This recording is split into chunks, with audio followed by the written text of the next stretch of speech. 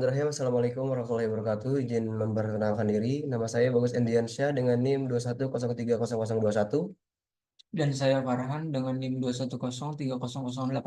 Di sini kami dari kelompok 10. Izinkan kami untuk mempresentasikan apa itu korosi.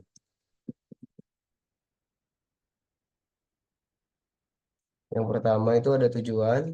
Yang pertama mengetahui pengertian tentang korosi. Yang kedua mengetahui faktor-faktor yang mempengaruhi korosi. Yang ketiga mengetahui jenis-jenis dari korosi. Yang keempat mengetahui cara mencegah korosi. Yang kelima mengetahui perhitungan laju korosi. Apa itu korosi? Korosi adalah suatu proses kerusakan bahan-bahan logam yang pada dasarnya merupakan reaksi logam menjadi ion di permukaan logam yang kontak langsung dengan lingkungan berair dan oksigen. Terkorosinya barang-barang yang terbuat dari logam merupakan salah satu penyebab rusaknya infrastruktur serta barang-barang yang terbuat dari logam. Proses terjadinya korosi. Proses terjadinya korosi pada logam, khususnya besi, berawal dari logam yang terpapar oleh lingkungan dan saling bereaksi menghasilkan zat lain yang disebut karat. Syarat dari korosi besi adalah permukaannya yang tidak rata dan harus mengalami kontak dengan O2 dan H2O. Faktor yang mempengaruhi korosi yang pertama adalah temperatur. Semakin tinggi temperatur, maka reaksi kimia akan semakin cepat dan korosinya juga akan semakin cepat terjadi. Yang kedua adalah kecepatan aliran. Jika kecepatan aliran semakin cepat, maka akan merusak lapisan film pada logam yang akan mempercepat korosi karena logam akan kehilangan lapisan. Yang ketiga, pH. pH yang optimal, maka korosi akan semakin cepat atau bisa disebut mikroba. Yang keempat, kadar oksigen. Semakin tinggi kadar oksigen pada suatu tempat, maka reaksi oksidasi akan mudah terjadi sehingga akan mempengaruhi laju reaksi korosi. Dan yang kelima adalah kelembaban udara. Di sini ada profil perusahaan yang kita kunjungi. Yang pertama itu adalah PT Pertamina Marine Solution. PT Pertamina Marine Solution ini berdiri pada tahun 1988 yang berfokus pada kegiatan general trading dan freight forwarding. Saat ini perusahaan ini berfokus melakukan kegiatan bisnis ship management dan telah sepadankan izin usaha perusahaan untuk menjalankan kegiatan bisnis ship management. Yang kedua ada PT Air Drilling Association. Didirikan pada tahun 2006 sebagai anak perusahaan dari Air Drilling Association yang terkemuka. Perusahaan ini dengan cepat muncul sebagai kekuatan pionir di sektor jasa pengeboran dengan memanfaatkan keahlian yang tak tertandingi dari perusahaan induknya. Perusahaan ini memulai misi untuk merevolusi pengeboran panas bumi dan MPD atau UBD. Untuk selanjutnya akan dijelaskan oleh rekan saya. Baik, terima kasih Abdul atas kesempatannya. Di sini saya akan menjelaskan jenis korosi pada alat floating hose dan pencegahannya. Jadi di alat floating hose ini kan alat untuk mengalirkan fluida minyak di mana terdapat beberapa jenis korosi. Salah satunya yang pertama ada korosi galvanis. Korosi yang terjadi karena adanya dua logam yang berbeda dalam satu elektrolit. Bisa dilihat contohnya dalam gambar sehingga logam yang lebih anodik akan terkorosi.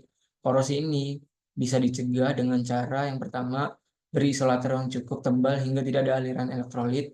Yang kedua, pasang proteksi katodik. Yang ketiga, penambahan anti korosi inhibitor pada cairan.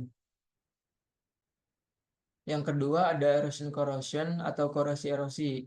Erosion corrosion atau korosi erosi yang terjadi karena kausan dan menimbulkan bagian-bagian yang tajam dan kasar.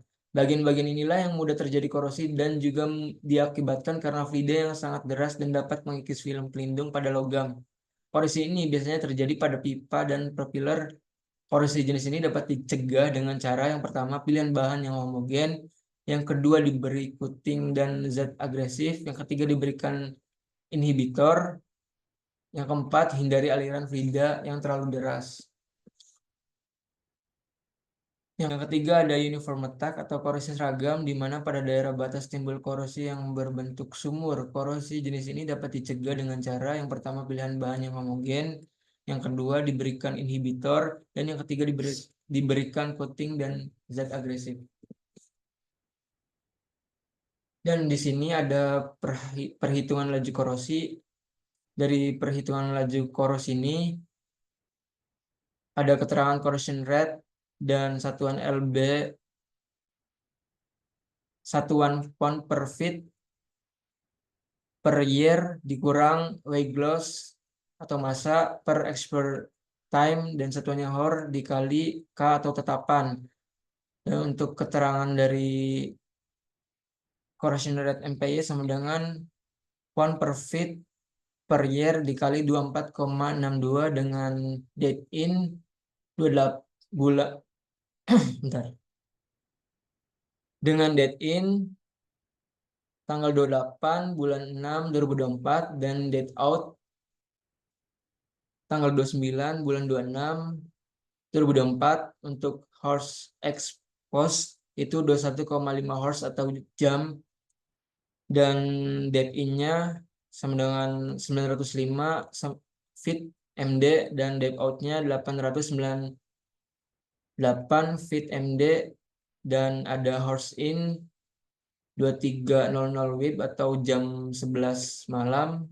Untuk horse out-nya itu jam 20.30 WIB atau jam setengah 9. Untuk wake in-nya yaitu 79,293, wake out-nya 78,847. Setelah diketahui keterangan, kita memasukkan keterangan tersebut dalam rumus yaitu corrosion rate pound per feet per year dikurangi 79,293 gram dikurang 78,847 gram per 21,5 horse dikali 253 dan hasilnya 5,24. Untuk corrosion rate-nya buka kurung MPY tutup kurung sama dengan 5,24 dikali 24,62 sama dengan 129,008. Sekian dari saya kembalikan ke Abdul. Baik, terima kasih kepada Farhan. Di sini saya akan menjelaskan terlebih dahulu fungsi dari alat floating hose.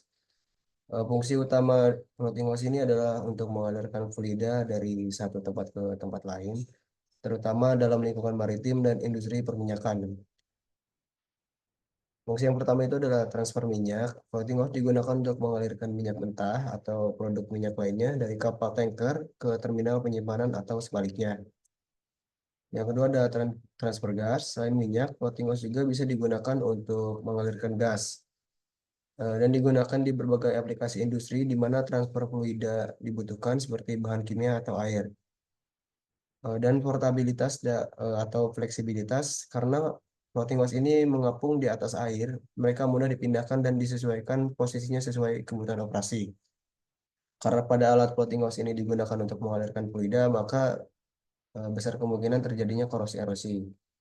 Dan pada alat floating hose ini sejauh yang kita dapat untuk pencegahan korosi yang terjadi itu alat ini menggunakan coating karet dan untuk fungsinya itu yang pertama biar mengambang di air dan sebagai alat penghambat korosi.